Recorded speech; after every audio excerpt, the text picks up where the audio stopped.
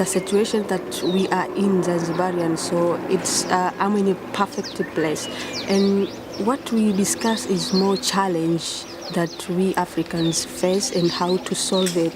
But what I heard and see that those challenges are not from one person.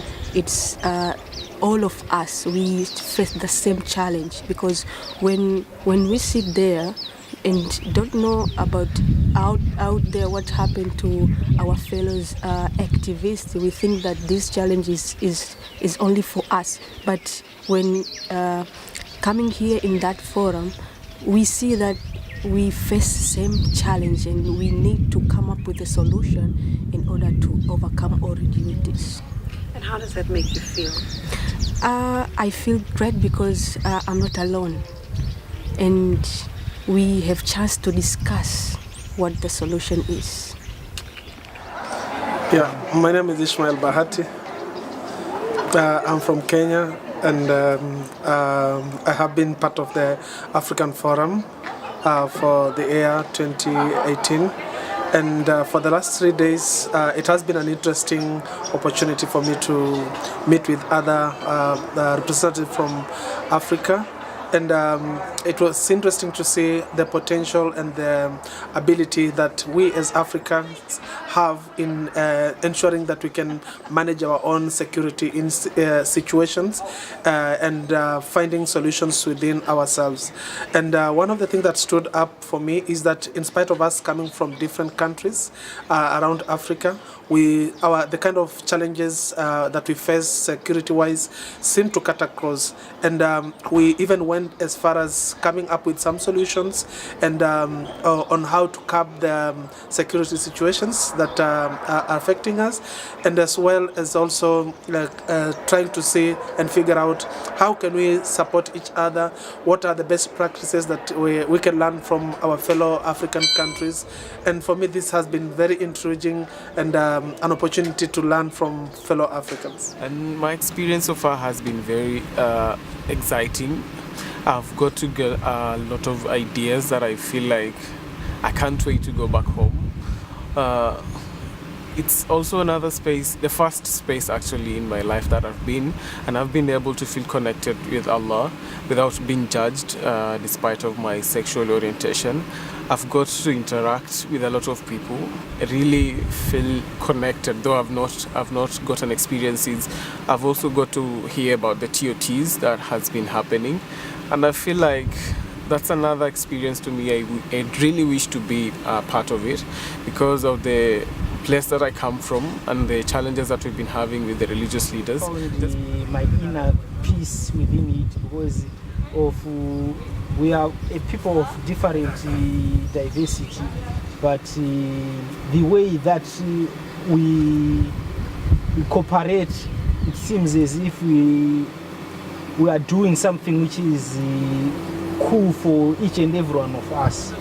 It is the networking, I think, that means a lot to me, the opportunity to be exclusively with people who are working on the issues of LGBTQ and Islam.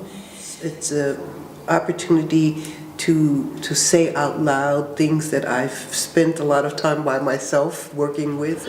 So this last 3 days being part of the Spiritual Leader Forum was very enlightening because in my daily work I do a lot of research and work with the classical texts. So after these 3 days, we realized that it is important to contextualize and to humanize the text in order to answering or giving an opinion or giving an insight to the LGBT community, especially because they are struggling with themselves to reconcile between their sexual identities and religion, whether they are accepted by God or not. So the classical text, the sacred text is good, but you need to contextualize everything. And at the end of the day, we need to understand that the Sharia, the Deen itself, is not for the God. It is for the benefit of human being. And if the classical text cannot be translated into a language and applied to human being, cannot be benefited by human being, then it is useless. I learned a lot from the scholars around the world. We have scholars from Pakistan, we have scholars from United States and from South Africa. I realized that each and every state, they have a different and special needs. So like I am coming from my country, I cannot impose my value here. You need to sit down and you need to find a common ground. That is what I learned after this 3 days of discussion. So in the last 2 days, what's emerging for me is, this being my second forum, that the space is not as unsafe for me this time as it was last time. And the other thing that's emerging for me is that we have a lot more clarity as to what we might be able to contribute, and as to what our purpose might be. And I also can see that actually, if we continue, because just in our second meeting we've made a lot of progress in terms of finding our direction, and finding a way to communicate that's non-threatening and supportive, that in the next, if we continue consistently in this vein, that we will actually be able to contribute a lot to the community. We learn also from other groups, not only from the Spiritual Leader Forum, but from the youth group and for the African group, that actually enrich our understanding about some issues, especially about how the minority groups have been experienced a lot of difficulty, and how they cope with their difficulties in terms of their safety and also their security.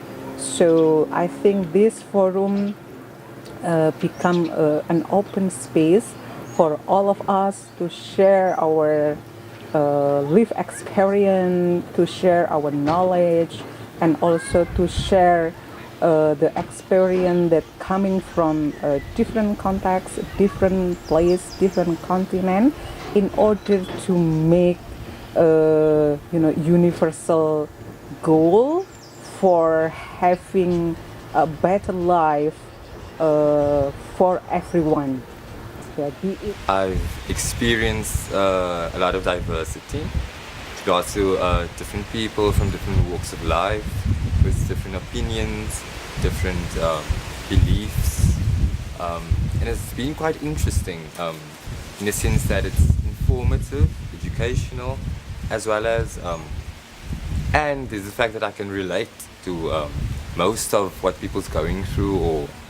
And I've also learned a lot in the Safe Space Forum, which I've been a part of, on dealing with how to handle people and how to, practicing active and passive listening, as well as counseling skills and different terminologies as to how to not diagnose, how to approach, as well as label is such an ugly word, as well as pinpoint what certain things are.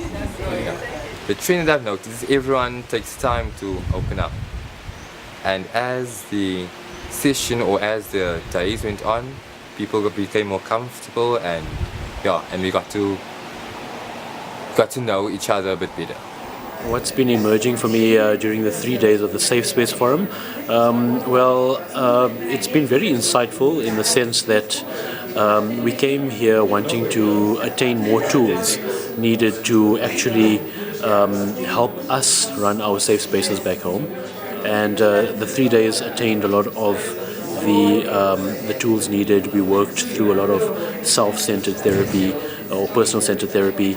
We did things like a lot of role plays, to set up a safe space and to see how it can run through, to make sure that the members feel safe sharing, and ultimately leave the space feeling connected in a way and also loved.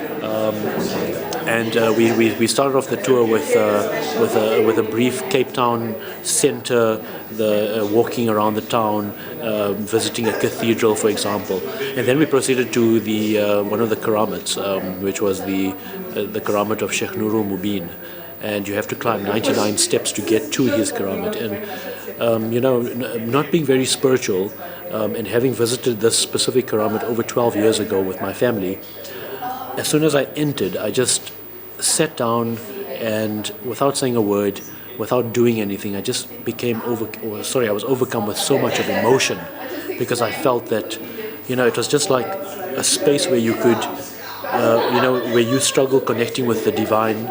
In that moment, you're connecting with the divine presence of someone who has that direct connection with the divine, and I could sort of just sit there without saying a word. It was like my heart was just pouring and overflowing into the space, into the divine.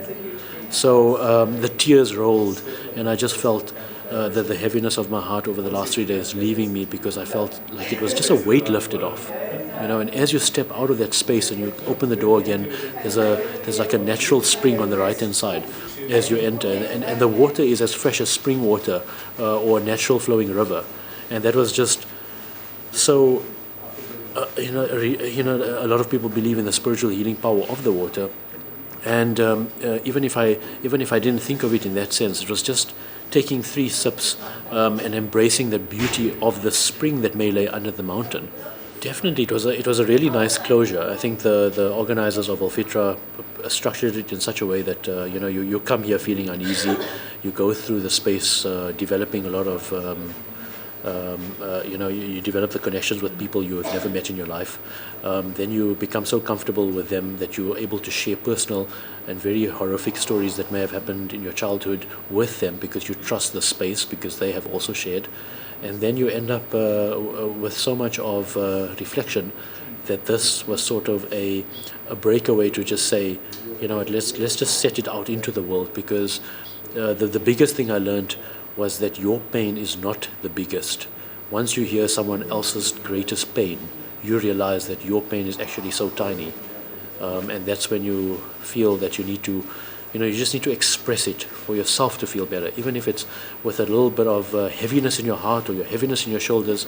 And once you let things out, you just feel so revitalized, And I feel that every time we come for an Air Africa International Retreat program held by Al-Fitrah, we feel so renewed. It's like you reflect on the year, and then you just feel renewed after that. My experiences that I've gained, I've interacted with various people from diverse places. I've gained what they spoke about, like their personal life experiences, and how they became more like one standard, meaning became more positive in life, and they haven't failed because there's always other people they can speak to, give them insight and experiences and motivate them, and saying that there's more to life than holding things against you.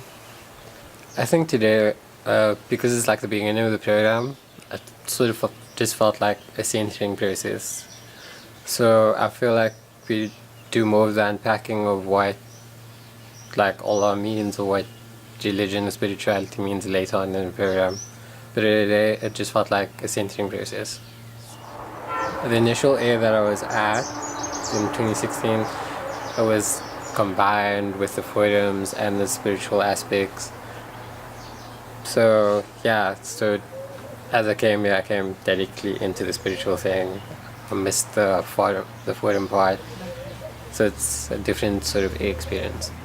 Was one, in a more holistic view, was that how you start a process is important, especially in a group of different personalities that are obviously very strong, coming from different backgrounds, academic, creative, all different spaces. Stood out for me in terms of the experience was when people start showing their vulnerability, the connection changes from that point. I've been part of the youth forum for these 3 days at A, and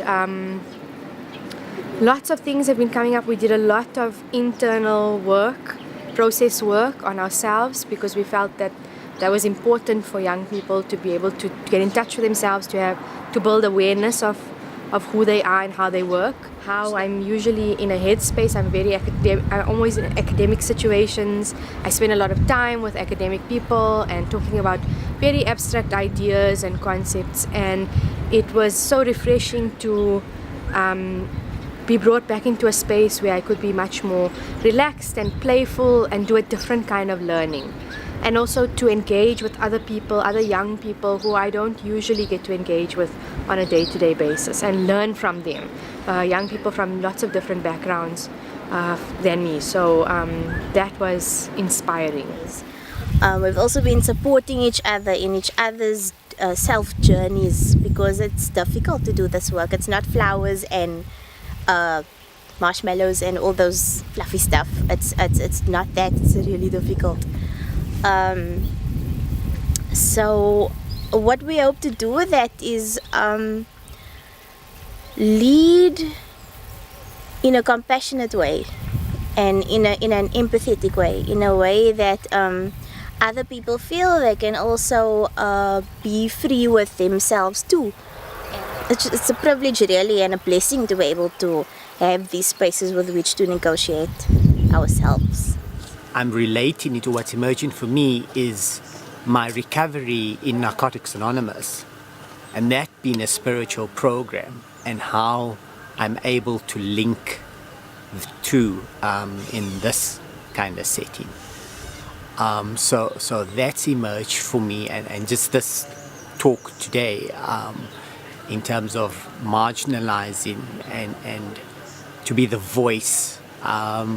So it's almost like I feel like I need to be the voice of the recovering addict in that marginalized kind of community. So I belong to a couple of communities, recovery communities, and it's just amazing how there's this link.